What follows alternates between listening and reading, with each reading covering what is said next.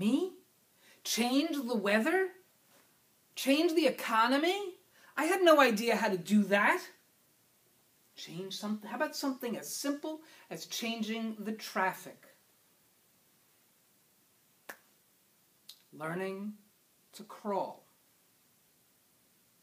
This is the stage of experimentation. What if I will the car in front of me to move faster? Most of my life before this point was filled with anger and frustration. So that's where this stage began. Go faster or get the heck out of my way, I would say to the car in front of me. I would direct the palms of my hands towards the car, and oh my God, it moved. That car moved. Did I do that? God must have done it. Yes, at this point, God was something outside of me. At the prompting of a friend of mine, I shifted from anger to gratefulness. Would you, the car in front of me, please go faster so that I could pass? Before I could get the words out to thank the driver, he'd start going faster. At which point, I immediately did thank the driver of that car for going along with what I had requested. Thank you for moving out of my way.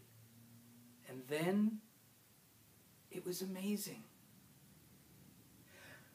I loved this approach as it was much less stressful on me.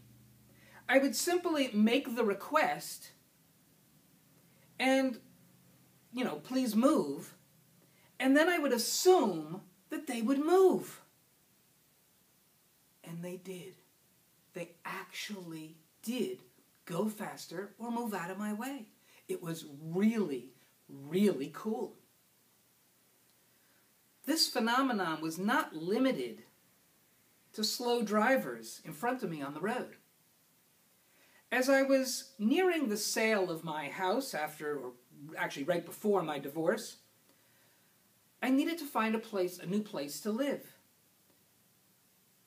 I had been following a habit from many years prior where I would make a list of everything that I had wanted and use that in order to help find what I was looking for. I wanted a room big enough for a pool table. I wanted 2 bedrooms so that I could have an office. I wanted a fenced backyard for the dog. And most important, I wanted it to be under $900 a month.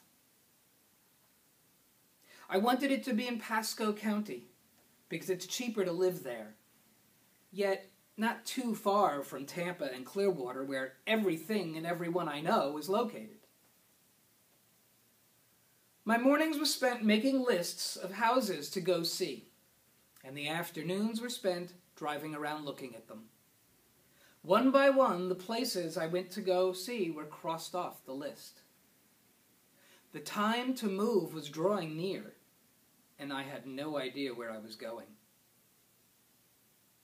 I have a childhood friend who would pop in and out of my life throughout the years. He happened to pop in at just this time. He asked if I had a list of what I wanted, to which I responded, "Of course I do." He told me to sit quietly, close my eyes, and imagine walking into my new place. This seemed a little strange to me and reminded me of The Secret. I could see myself reaching out to grab the doorknob. He directed me to walk into the house and describe what I saw. I decided I'd play along. In my mind, I took a tour around the house, room by room, including the backyard. He asked me what the rent was.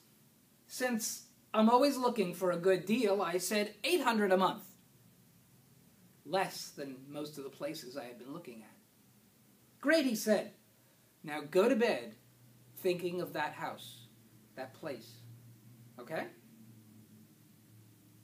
The law of attraction. What you think about, you bring about. This was not yet a law that I consistently used in my life.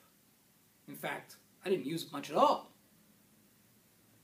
The next morning, I checked the rental listings, and a new house had appeared on the list. I didn't get to go see it until much later that afternoon. When I did, it was exactly the house I had seen in my vision. It had everything I wanted. A living room big enough for a pool table. 2 bedrooms so that one could be my office. A nice-sized kitchen. A fenced backyard for the dog. And best part, the rent was $800 a month. Did I do that? Did I make that happen? No. Maybe.